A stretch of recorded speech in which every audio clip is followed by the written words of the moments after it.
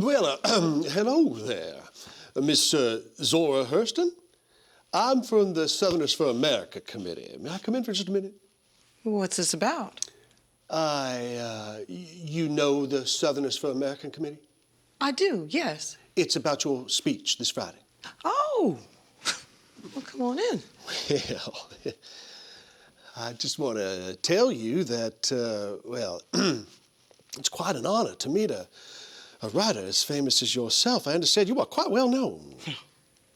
Not so much these days. But you have standing in the Negro community. You used to know Langston Hughes. Yes, I did.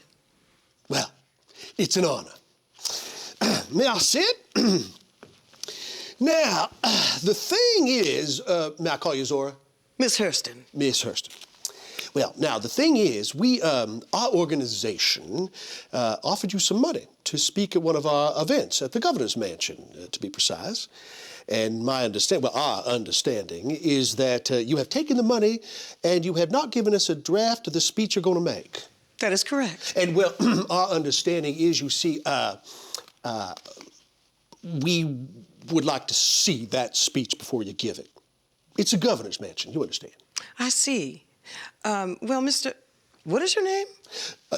Cummings. You may call me Charles Cummings. Well, you see, the thing is, Charles, is that I was asked to give a speech against desegregating the schools, and I'm going to do that. Right, and that's wonderful. Our committee has been working very hard to make sure that everyone knows that we have the best interests of all races at heart, which is why we invited a person such as yourself. But we really want to see that speech, just to be sure there's nothing too unexpected. Oh, you think I'm not a good writer? Oh, no, I appreciate that. But come now, I think you know what I'm referring to. It's a very delicate issue. It's going all the way to the Supreme Court, and we just want to make sure that you're not intending to give a speech about desegregation instead. Well, Mr. Cummings, if I wanted to trick you, I could do that, whether I gave you a copy of my speech or not. That's true. You see my dilemma, though. Not really, no. Well,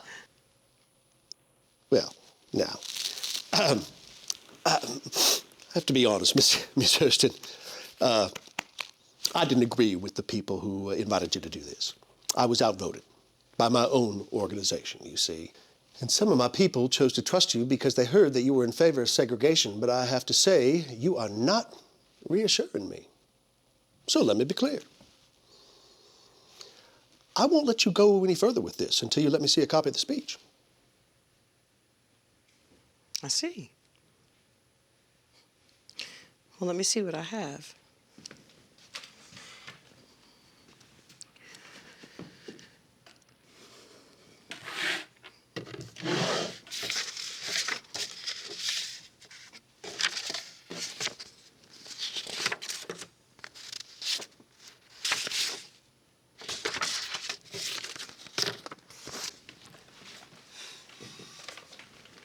It's against desegregating the schools. Well, yes. And it says that black people are better off with black people, and white people are better off with white people. Well, yeah, this is just the sort of thing I was afraid of. Why? I think that I stuck to my end of their agreement. But you say here that you think that if a black child was in a mixed-race school, that a white teacher would discipline them more severely. Don't you think that's true? And you say, well, you make the excellent point that you went to Columbia University after attending an all-black school, but then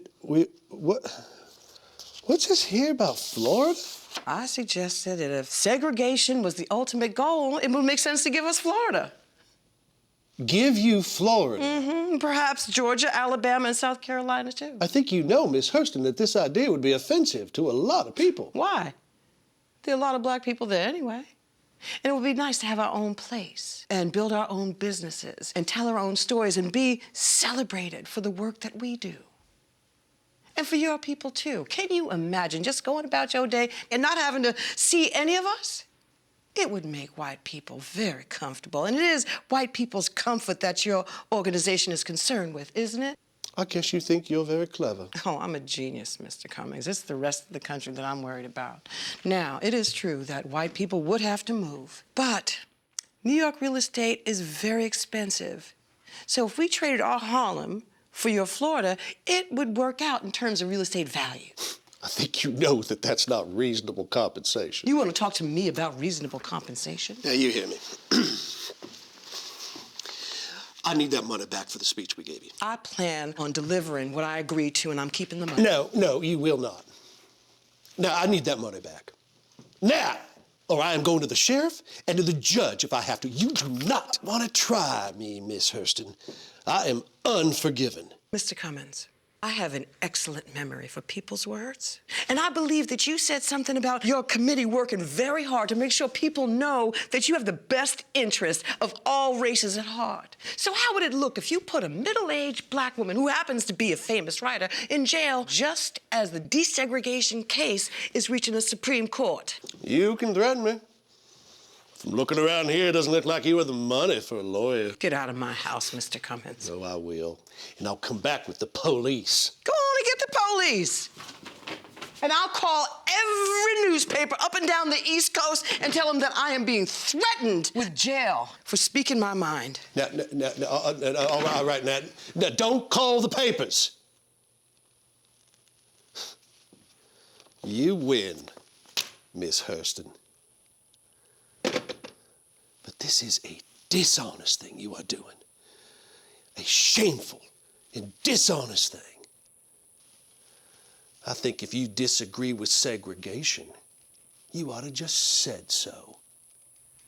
I can assure you, Mr. Cummings, I never believed in it more than I do right now.